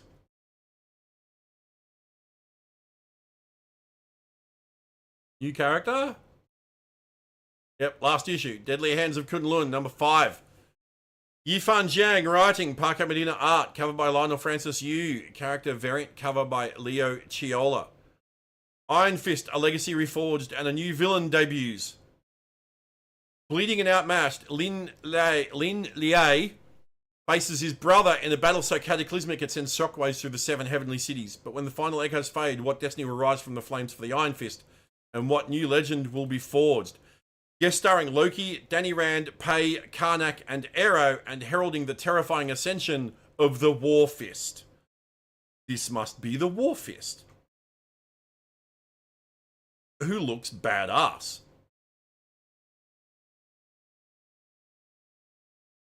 Alright. And then we get another issue of Jessica Jones Alias, the red band polybagged adults only comic book. Lol. I like that. Yep, Alias Red Band 4 of 5. Even though it's titled Jessica Jones Alias, they still solicit it as Alias Red Band. Very bizarre. But I refer to it as Jessica Jones Alias because that's the title that's on the cover.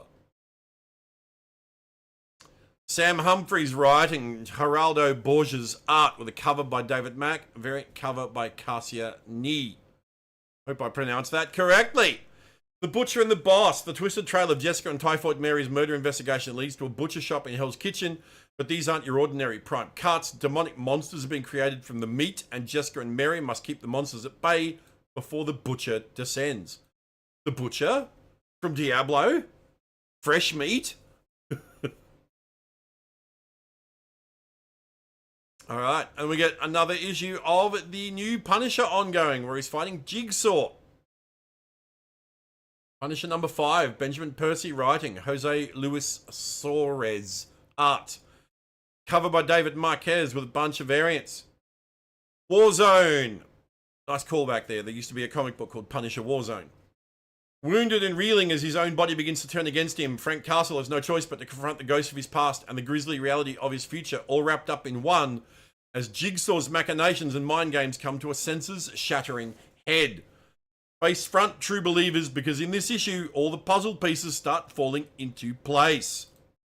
The spirit of Stan Lee lives on. Face front, true believers. Hey, She's Loper, how you doing? Alright, then we get a new issue of Imperial Guardians with a very spoopy cover. I mean, to be fair, Cosmic Ghost Rider already had a skeleton head.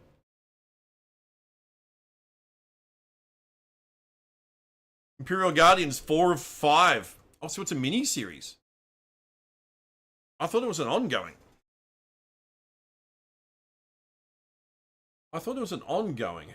Just check. I swear they solicited that as an ongoing. But, yeah.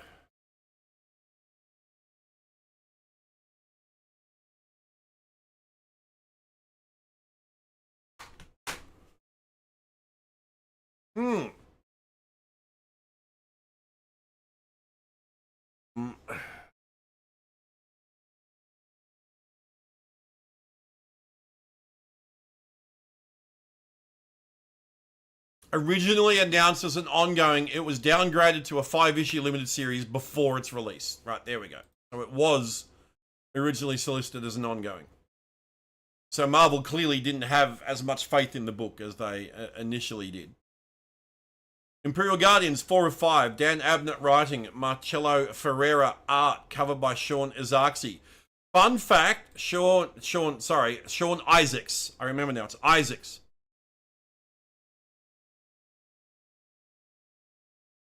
You just picked up The Giganto by Maria Wolf and was looking to see if she had any comics of her own, but you only found covers. You really like her style. Yeah, she's mostly a cover artist. I don't think she's ever done interiors for Marvel.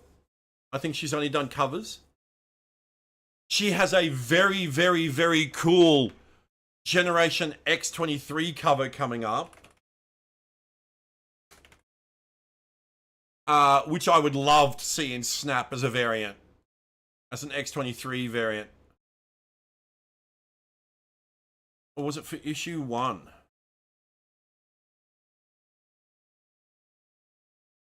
Was it already out?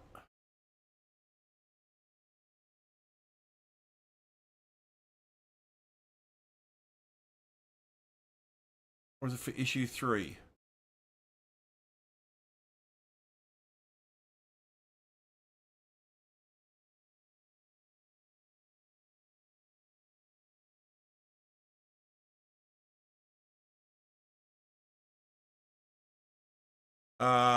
Give me a sec. I will find it. I will find it because I got to show you because it's fucking amazing.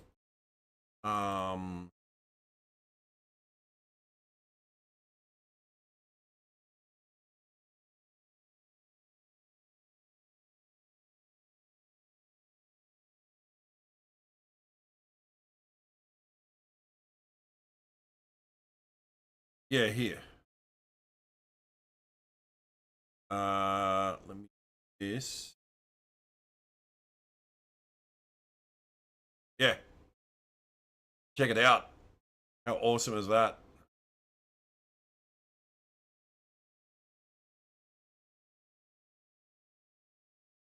Yeah, I want this. I want this in Snap.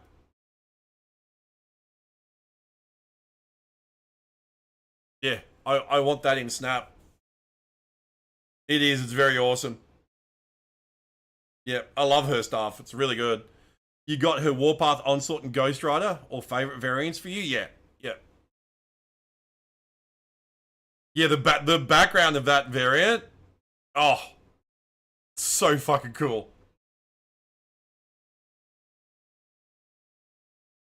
So yeah, I hope we get that as a variant in Snap. All right, so Sean Isaacs, who's the cover artist here, he plays Marvel Rivals and he posts about playing Marvel Rivals on Twitter a lot. And he recently posted about the new season reveal of the college covers, and he was like, "Guess I get to save my guess I get to save my credits this month because I'm only interested in comic book costumes." So yeah, it's pretty cool that, like, yeah, he's still drawing, you know, he's still drawing covers. He used to do interiors as well. I don't think he's done interiors for Marvel for a while, but he did the Champions comic, I think it was. The last one I remember him doing. But yeah, what is the night shape? The night shape is everything or nothing. Oh, okay. Thanks for, thanks for spoiling that, Marvel. It is the darkness that existed before time and the darkness that will remain after time stops. Oh, is that the void that Null came from? The night shape will remake the cosmos. Worship the night shape. Yup, it's just another day at work for the covert Imperial Guardians, Gamora, Captain Marvel, Amadeus Cho, Darkhawk, and the Cosmic Ghost Rider. Or are they about to uncover the darkest and most malevolent secret threat in the cosmos? I guess they're about to uncover the darkest and most malevolent secret threat in cosmos. That'd be my guess, chat. I don't know about you, but I'm thinking they're about to uncover the darkest and most malevolent secret threat in the cosmos. And we get another issue of Doctor Strange. Oh, Enchantress is back. Enchantress is back.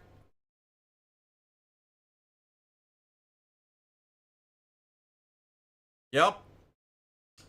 Doctor Strange #7. Derek Landy writing. Ivan Fiorelli on art with cover by Alex Hawley and Alex Ross and Stonehouse variants. The Enchantress strikes. Doctor Strange and Angela travel to Asgard to find out more about the mysterious all-powerful entity Downfall, but discover Asgard's library has been stripped bare by none other than the Enchantress, who harbors more secrets than answers. Alright, good to see Amora back. Amora the Enchantress.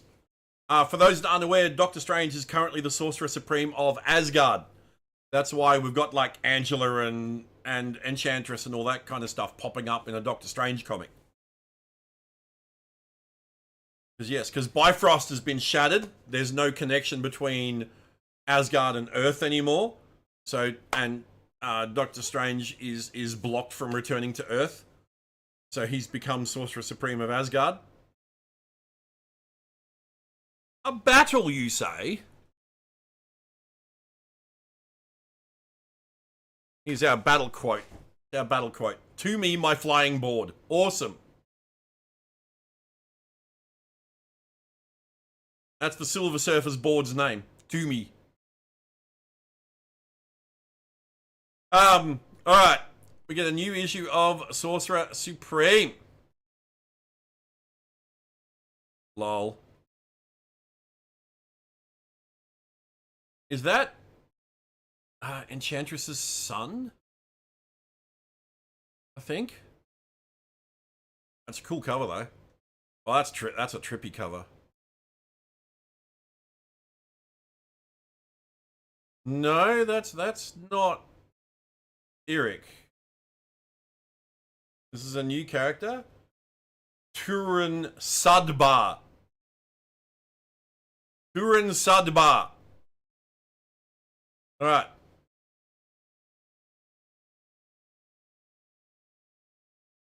Sorcerer Supreme number 7. Steve Orlando writing, Francesco Mortarino art, covered by Lyrics, with a bunch of variants. A Tale of Two Sorcerers. Wanda defends the Sanctum in London against the Extinction King and his first extinction weapon, but from deep within the devouring energy field, a new magical force is released. Turin the Quantumancer, the Sorcerer Supreme of the Quantum Realm. Oh. But what are Turin's ties to the Extinction King, and can he even be trusted? I don't know. Wanda looks like she's getting pretty trusting with him in this cover. that kind of looks a bit trusting, don't you think? Trusting.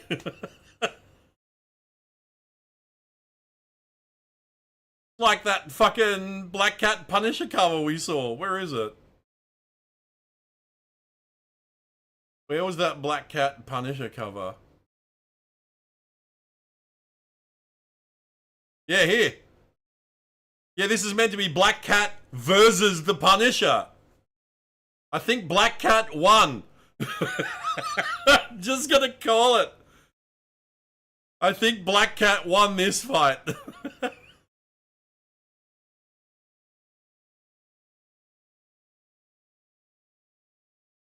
Oh. Gossips? Yeah, I know, right? Alright, then we get Mortal Thor. Oh! We get Dario Agger. The Minotaur Unleashed. That's a cool cover. Mortal Thor, number 11. Al Ewing writing, Juan Cabal art with a cover by Alex Ross and a bunch of variants. Horns of the Minotaur. Yep, it's Dario Agger. Dario Agger doesn't remember the gods of Asgard. He doesn't remember what it is about Sigurd Jarlsson that irritates him. But when Dario Agger is irritated with a man or a god, he has a very simple solution. Murder. Somewhere in the city, a man with a hammer has nowhere to go but down. Yes. So, and that's Loki over here as well. So yeah, so Thor doesn't remember being Thor. No one remembers the Asgardians. Loki up to his old tricks, doing some kind of shenanigans.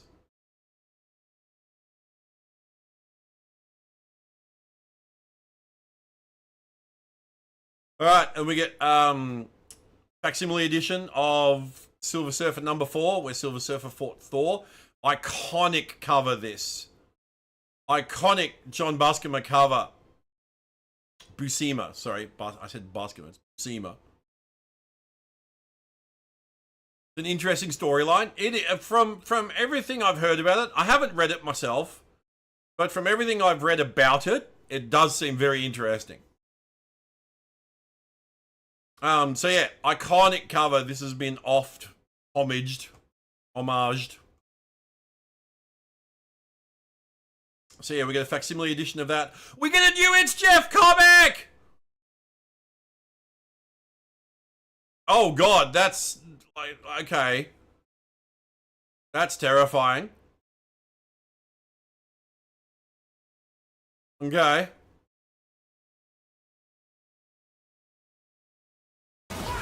It's Jeff, thank you. Thank you, Puppet.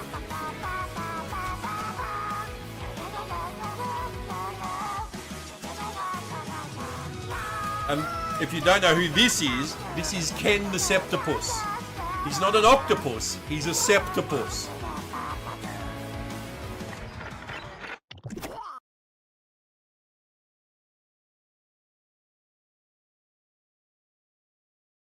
Yeah, he's only got 7 arms, not 8. Yeah, it's adorable. I love it. This is terrifying though. I don't know about this. I don't like this. I don't like this, but I do like this. But then this is by Gurihiru, and they do the It's Jeff digital comic series on Marvel Unlimited, which this is from. So this is just going to be collecting more of the digital Jeff comics, but in print form. Yeah, It's Jeff, brand new week. Number 1. Kelly Thompson writing, Gurihiru, Goodman Yamada, and more on art. With a few variants by Gurihiru, Todd Nork, and Danielle Di Nicolo. Meet Jeff's cute new companion, Ken the Septopus. Since he made his debut, Jeff the Landshark has enjoyed the company of the Marvel Universe's greatest heroes, but all he wants is to be left alone after he runs into a clingy Septopus named Ken. When they find themselves stuck together in a tricky predicament, will Jeff put aside his grievances in time to help them both escape? Plus revisit some of Jeff's earliest encounters with Deadpool and Elsa. Collecting material from Jeff Week 2025, Deadpool from 2019, and Marvel Age 1000 2023. In a 40-page one-shot. Yep. And then we get the new Sentry series wraps up, issue 4 of 4. Paul Jenkins writing, Christian Rosado art with a cover by Alex Maleev. Absolute sick cover. I've never seen an Alex Maleev cover I haven't liked either. He's like Peach Momoko. Like, just insanely talented artist. The world's most dangerous hero faces his breaking point. Words are hard today. New York is overrun by a terrifying crystalline entity, and only the Sentry, returning in full force alongside the Fantastic Four, stands between the city and total annihilation. Toto annihilation. Can Bob Reynolds unlock the truth behind the crystal's impossible evolution before they consume everything in their path? And will the combined might of the Sentry, Reed Richards, Sue Storm, Johnny Storm, and Ben Grimm, and even the Hulk, be enough to stop a threat that adapts to every attack? And then we get the last issue of The World to Come. Finally, this long-delayed comic book. This has been very, very, very, very delayed. Marvel Knights, The World to Come, issue 6 of 6. Story by Joe Quesada and Christopher Priest. Christopher Priest, writing duties, Joe Quesada, art and cover. Variants by Declan Shalvey and Dyke Ruan. The epic conclusion to the miniseries event of the decade. It feels like it's been a fucking decade since it started. T'Challa and Katema being his illegitimate son, go head to head, and it's not just Wakanda hanging in the balance, it's the whole world. The celebration of Marvel Knights comes to its culmination and conclusion in grand fashion. Yeah, please note, previous orders for this title have been cancelled. Please order using the new... is that the barcode number? Yeah, so this was previously solicited, but it's been delayed and pushed back, and now it's not coming out until friggin' June. Crazy. We got a new issue of Mark Spector, Moon Knight. I love this cover. That's sick. Oh, it's Nogi-san. That's very cool.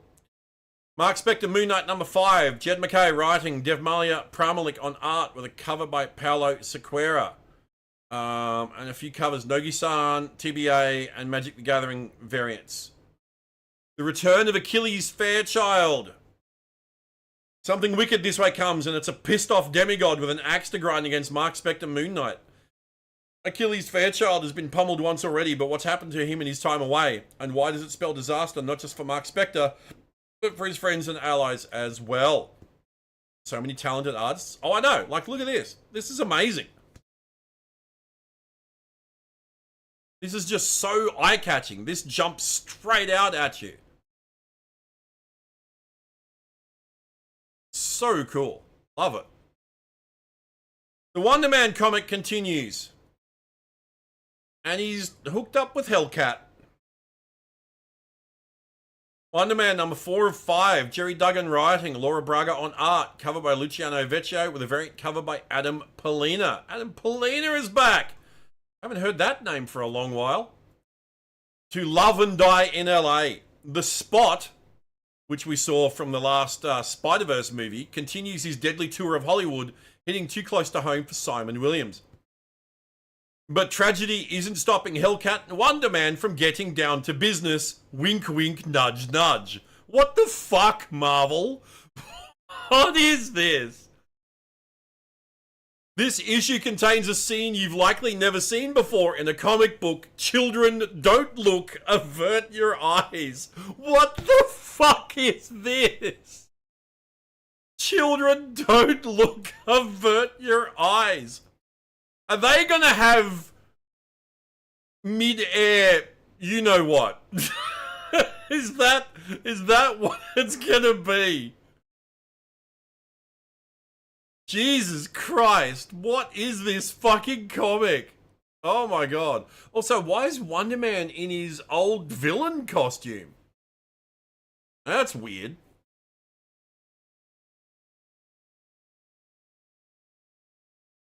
Lol. We get Captain Marvel, Dark Past. Is this the last issue, or does it continue on? It's issue 3. And she gets a new costume? Kind of merges her current and old costumes? Captain Marvel, Dark Past, 3 of 5. Paul Jenkins writing, Lucas Wernick and Ida Messias art and cover. The variant by Anand Ramcharan and Magic the Gathering variants. The Desecrator. Captain Marvel teams up with Spider-Woman to stake out a shady arms deal involving Kree technology and comes face to face with Desecrator, a criminal with deep ties to the militant group DNVR. But his connection to the Danvers family, DNVR, Danvers, might run deeper than Carol knows.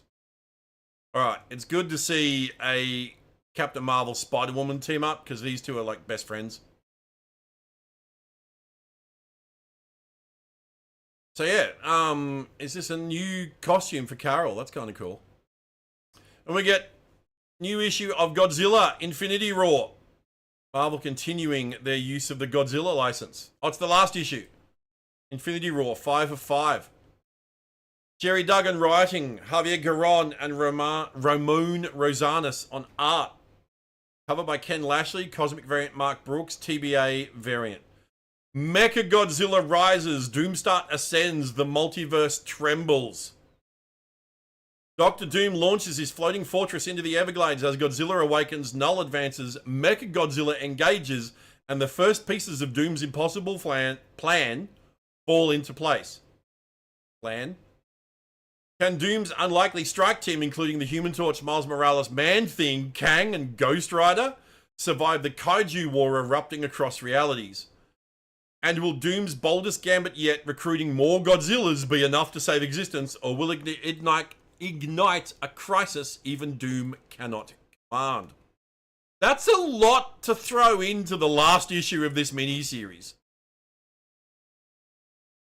And we don't know if there's going to be more Godzilla stuff after this, because they've been like building up to this for a while. We had like a bunch of one-shots, and then we had Godzilla Destroys the Marvel Universe, and then that carried on into Godzilla Infinity War.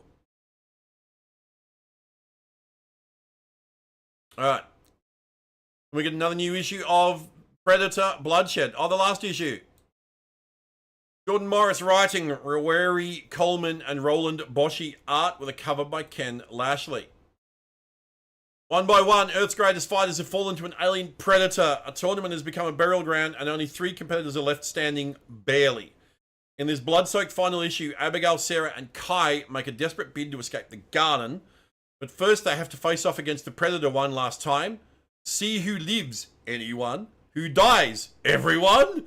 And the ultimate boss level fight to the finish. And then we get a new Alien comic. That's a lot of aliens. King Killer, issue 3 of 5. Saladin Ahmed writing with Carlos Nieto on art with a cover by David Yarden, variant by Ben Harvey, and another variant by Juan Ferreira.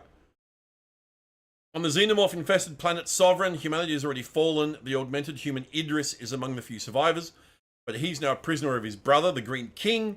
But even if Idris can escape, Idris Elba, he must then confront what awaits just beyond the protective walls of the Green King's compound.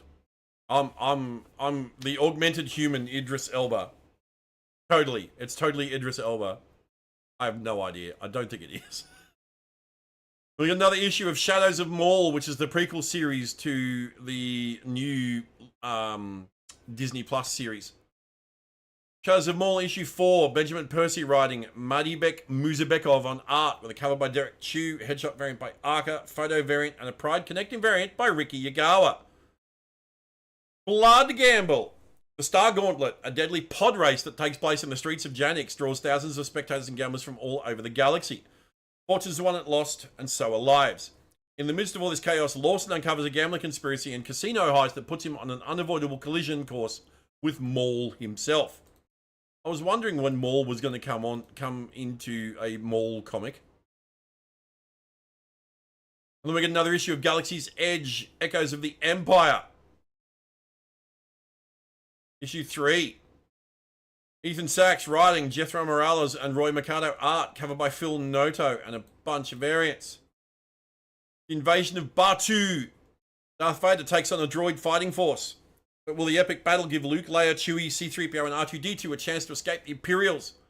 Meanwhile, Ogre makes her move against the Syndicate running Black Spire outpost. I've tried to get into Marvel's modern Star Wars comics so many times, and I just can't get into them. Like, I'm a huge Star Wars fan. Star Wars was the first movie I ever saw in cinemas as a kid. The original. Right? I was 8. You know, and I saw it when it was released in cinemas in Australia in 1977. So I'm a lifelong Star Wars fan. And yeah, I can't get into Marvel's modern Star Wars comics. I don't know why. I don't know what it is. We get a new Rogue One issue, Jyn Erso. Ethan Sachs writing, Ramon Rosanas art, with a cover by David Marquez and a Pride connecting variant by Ricky Yagawa. Variant by Ramon Rosanas and a photo variant as well. A prisoner of the Empire, a chance at hope. On the toxic Wobani fields, Jyn Erso's brutal routine shatters when an unlikely crew begs the infamous slicer, Liana Halleck, to help pull off an impossible escape. Can Jyn outwit Imperial security droids, tower cannons, and incinerators long enough to crack the code and keep a frightened young prisoner alive? Will a leap of faith heal old scars from Galen, Lyra, and Saw, or will Wobani claim Jin's future before the rebellion ever can? And then we get a bunch of trades. We get Benjamin Percy Omnibus for Ghost Rider, which is very cool. I'm not going to read through all these. I'm just going to skim through these. And we get a Tyler Kirkham variant of Helverine on the cover of that one. Oh, we get a Ron Lim Silver Surfer Omnibus, Infinity Gauntlet Omnibus. There we go.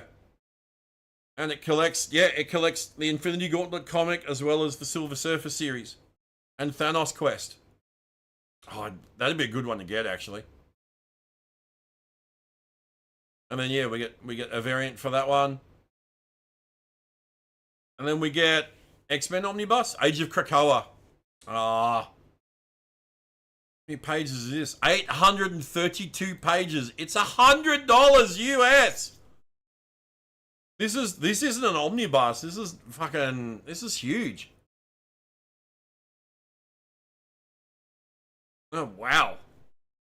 That's crazy. 832 pages. Jesus. And then we get Ultimates gets collected. Oh, it's Ultimates Volume 4. And then we get Australian Outback X-Men Collection. Here we go. Chris Claremont, Mark Silvestri. Fuck yes.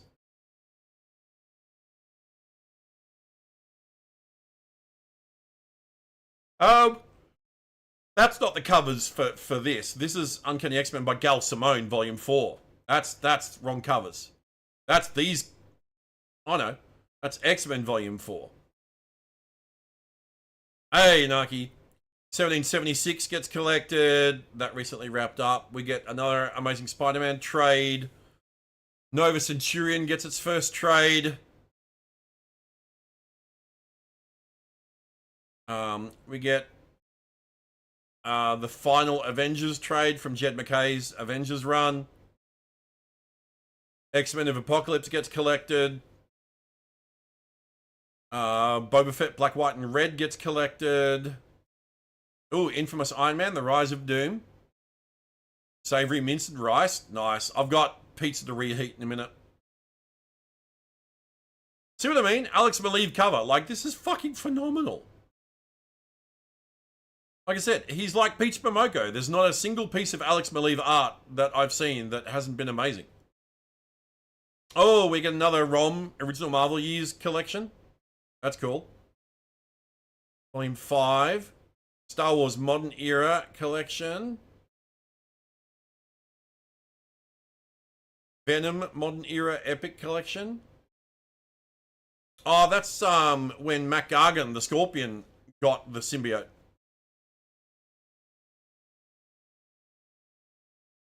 Iron Man gets a Modern Epic collection. Then we get posters and comic boxes. And that's it. That is everything for Marvel in June, gang. That's everything.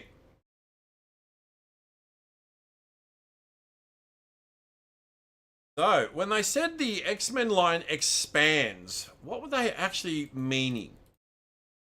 Because we get it. Okay, so we get a new Bishop mini. Hang on, I'm just a bit to read. Yeah, so I'm just scrolling back through it. Woolies had no dinner winner, so you had to do it from scratch. Fair. Hey, this is a good 2 hours. Yeah, they said the X-Men line expands, or at least AIPT. Oh, by the way, thank you to AIPT Comics for compiling all this. I'll link it. Yeah, I'll link it to you guys in the chat. I neglected to mention them at the start. I really should have. Yeah, they just make it easy to like scroll through and read through. There you go. I linked it on YouTube as well.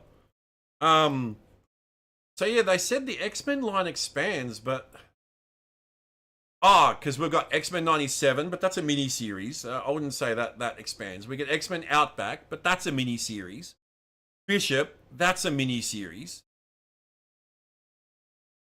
And like that's just replacing a bunch of miniseries that are wrapping up. So it's not really the X-Men line expanding at all. It's just new minis replacing finished ones.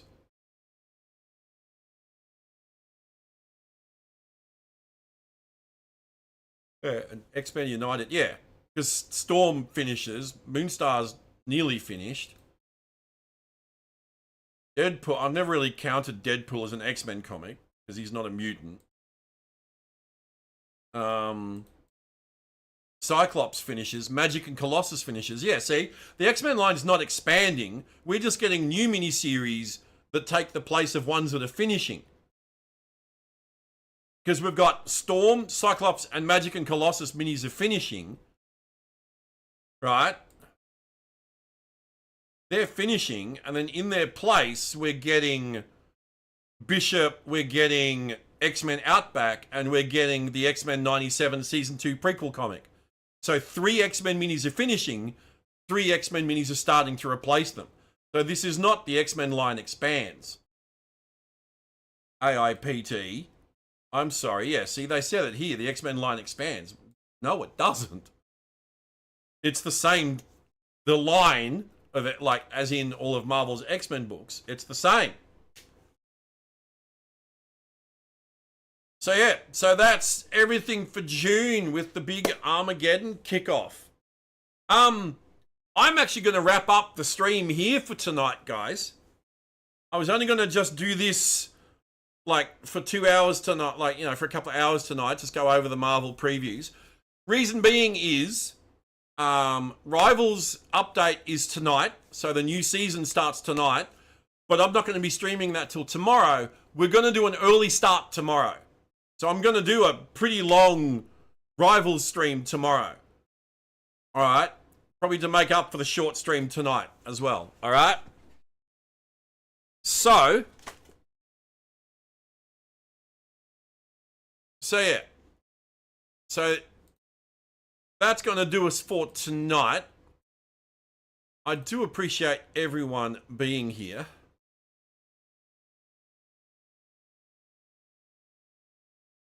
For who? For what? Thank you everybody for being here. Folks on YouTube, thank you so much for hanging out. Folks on Twitch, thank you as well. And if you wouldn't mind sticking around, we're going to go raid someone. Yeah. I would like to go raid someone with 9 folks. That would be cool. Who is on that we can go and raid? Rick's on. Let's go raid Rick. Let's go say good day to Rick. All right, gang.